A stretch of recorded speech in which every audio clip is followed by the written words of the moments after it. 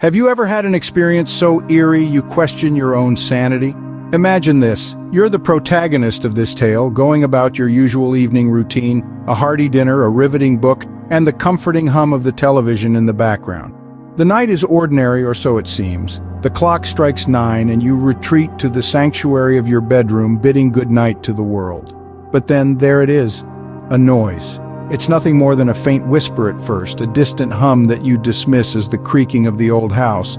But then it grows, louder, more insistent, a strange symphony of sounds that has no place in your familiar haven. The noise is unexplainable, and it's right within your house. Your heart hammers in your chest, a wild drum echoing the rhythm of your growing fear. Your mind races, trying to produce a logical explanation, but it comes up empty. There's a chill in the air now, a cold dread that seeps into your bones. You're not alone in your own home. Curiosity battles with fear. You want to retreat, to hide under your covers and wish the sounds away. But the unknown pulls you in, a magnetic force that compels you to investigate. Your home is no longer a sanctuary, but a stage for this eerie play, and you've become an unwilling actor. The house is still, the only sound the ticking of the clock, each tick a countdown to an unknown dread.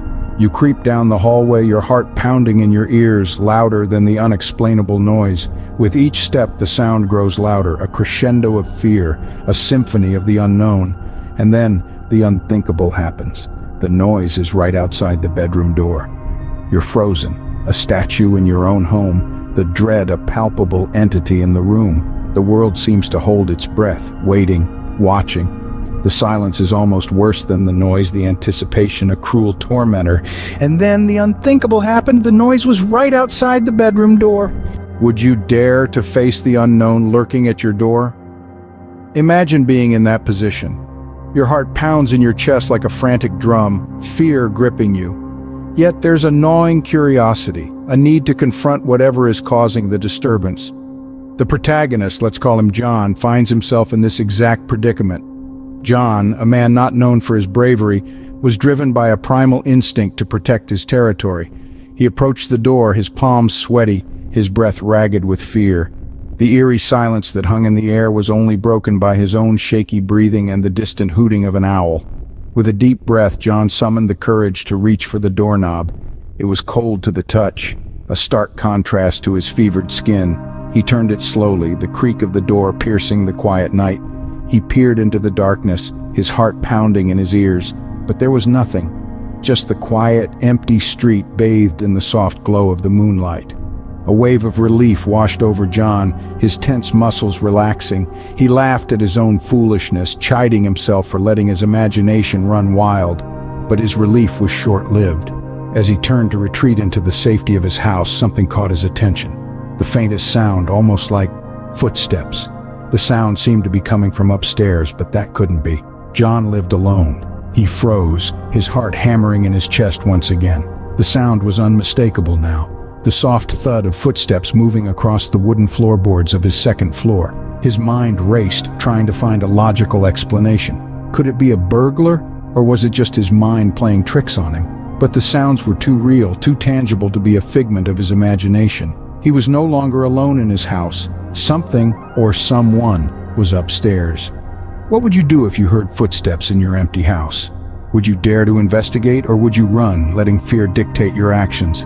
As John stood there, frozen in fear, he had to make a decision, and he knew whatever he chose, his life wouldn't be the same. When does fear stop being a mere emotion and start dictating your reality? Our protagonist finds himself wrestling with this question as he sits alone in his house, enveloped by the deafening silence. The chilling whispers of the wind outside his window do nothing to soothe his nerves.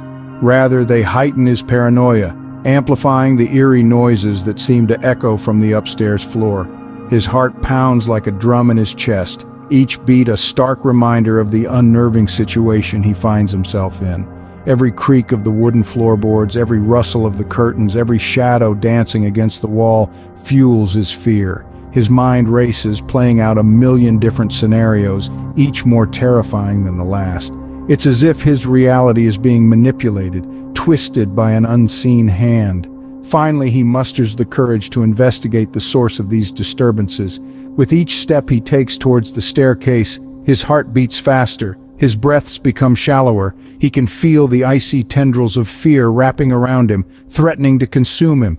His senses are on high alert, each sound, each movement, magnifying in intensity. The upstairs floor is bathed in darkness, a void that seems to swallow all light and sound. He navigates through the familiar yet alien terrain, guided by the dim glow of his flashlight. His eyes dart around nervously, scanning every nook, every corner. It's then he spots it. A cherished family photograph, once proudly displayed on his bedside table, now eerily misplaced. The shock hits him like a tidal wave. His blood runs cold. The photograph, a beacon of warmth and comfort, now serves as a chilling reminder of the bizarre occurrences plaguing him. His worst fears are confirmed, leaving him in a state of utter disbelief and terror. So, what happens when the line blurs between the mind's tricks and an inexplicable reality? How do you cope with an experience that defies reason? The protagonist, shaken and bewildered, was left grappling with the aftermath of an event that seemed to tiptoe along the fine line between reality and the supernatural. He found himself trapped in a whirlwind of fear, confusion, and a strange sense of curiosity. As days turned into weeks, the incident had imprinted itself so deeply into his consciousness that it became a part of his everyday life. He'd catch himself glancing over his shoulder, his heart pounding at the slightest sound. Sleep was a luxury as the shadows of his room seemed to whisper the echoes of his eerie encounter. In a bid to dispel his lingering fear and to make sense of the inexplicable, he decided to share his experience. He hoped that by voicing his story, he might find others who had experienced the inexplicable and felt the same chilling touch of the unknown. After all, aren't we all just trying to make sense of the inexplicable?